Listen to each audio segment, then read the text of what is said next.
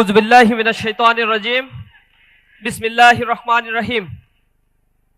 আলহামদুলিল্লাহ, আলহামদুলিল্লাহি কাফা ওয়া সালামুন আলা ইবাদিহিল্লাযিনা আসতাফা, আম্মা বাদ। মানবতার মুক্তির আন্দোলন, বাংলার আপামর জনতার ঠিকানা, প্রিয় ঠিকানা বাংলাদেশ জামাত ইসলামী ঢাকা 15 আসনের উদ্যোগে আয়োজিত আজকের এই জনসভায় প্রধান অতিথি হিসেবে আমাদের মাঝে উপস্থিত রয়েছেন বিশ্ব ইসলামী আন্দোলনের অন্যতম বীর পুরুষ, প্রাণ পুরুষ, বাংলাদেশের লক্ষ কোটি জনতার হৃদয়ের স্পন্দন, মানবিক নেতা ডক্টর শফিকুর রহমান সহ উপস্থিত বিভিন্ন দলের নেতৃবৃন্দ, উপস্থিত রয়েছে ঢাকা 15 আসনের সাধারণ ছাত্র জনতা। আসসালামু আলাইকুম ওয়া রাহমাতুল্লাহি ওয়া বারাকাতুহু।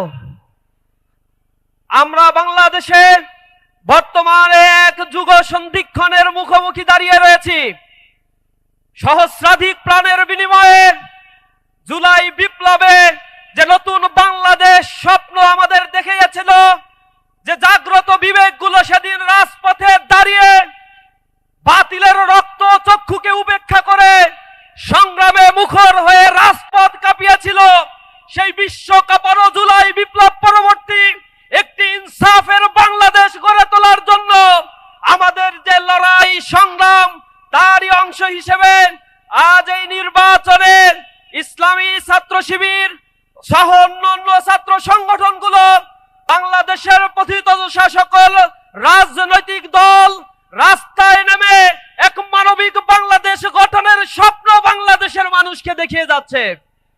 বাংলাদেশ জামাত ইসলামী তার সূচনা লগ্ন থেকে জুলুম নির্যাতনের পথ মারিয়ে মানুষের সামনে এক ন্যায়, ইনসাফ এবং কল্যাণ রাষ্ট্রের স্বপ্ন দেখিয়ে যাচ্ছে।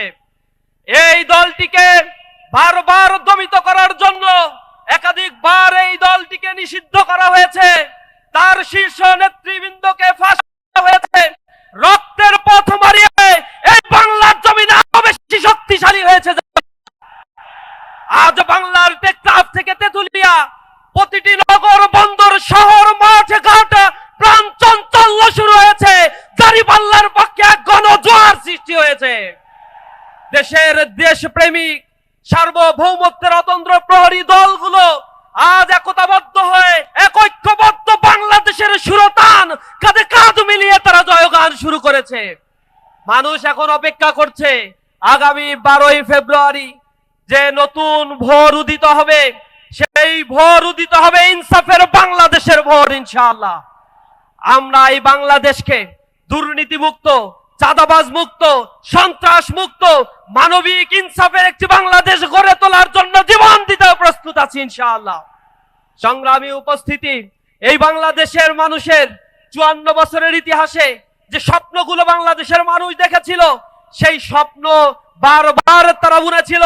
আর রাজনৈতিক বেনিয়া শক্তির মতো এক একটা দল ক্ষমতায় এসে আধিপত্যবাদের কাছে তাদের মাথা নত করে জনগণকে তারা লাঞ্ছিত করেছে বারবার।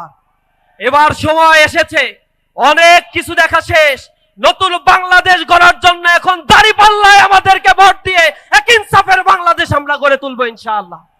যারা জনগণের রায়কে পছন্দ করে না, ম্যান্ডেটকে পছন্দ করে না, হাইকোর্টের সামনে যায়, কোর্টকে ব্যবহার করে, এরপরে জাতীয় নির্বাচন কমিশন যেটি তার সামনে অবরোধ করে ছাত্রদের অধিকার, সেই ছাত্র সংসদ নির্বাচনগুলো যারা হতে দেয় না, যারা বলে এইগুলো হারার ভয়ে তারা এই নির্বাচন থেকে পিছিয়ে এসে, এহেন কোন চক্রান্ত নাই যা এই ছাত্র সংসদগুলোতে তারা করে নাই।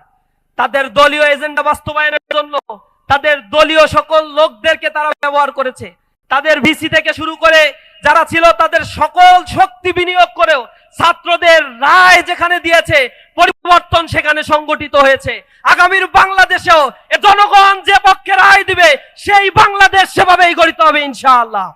সকলকে রাজপথে থেকে নিজেদের ভোট অধিকার গুনে নেওয়ার জন্য উদাত্ত আহ্বান জানাই। আমরা ভোট দিব, ভোট গুনে নিয়ে আমরা কেন্দ্র ছাড়বো ইনশাআল্লাহ। আগামীর বাংলাদেশে যদি কেউ রক্তচক্ষু দেখিয়ে টাকা দিয়ে ভোট কেনার চিন্তা করে, বিশ্ববিদ্যালয়ের ছাত্ররা দেখিয়ে দিয়েছে টাকা দেওয়ার পরেও ভোট দেওয়ার ক্ষেত্রে তারা সেই ভোটগুলোই দিয়েছে যা তাদের পছন্দ। এই বাংলাদেশের মানুষ এখন স্বাধীন চিন্তা করতে পছন্দ করছে, সুতরাং তাদেরকে কোনো কার্ডের হাইকোর্ট দেখায় লাভ নাই। যারা বাংলাদেশকে স্বজন প্রীতিমুক্ত, দুর্নীতিমুক্ত, এই ইনসাফের বাংলাদেশ গড়তে পারবে, তাদের পক্ষেই জনগণ ইনশাআল্লাহ রায় দেবে। সকলকে এই বাংলাদেশ গড়ার জন্য রাজপথে থেকে উদাত্ত আহ্বান জানিয়ে আমার কথাই শেষ করছি। আসসালামু আলাইকুম ওয়া রাহমাতুল্লাহি ওয়া বারাকাতুহু।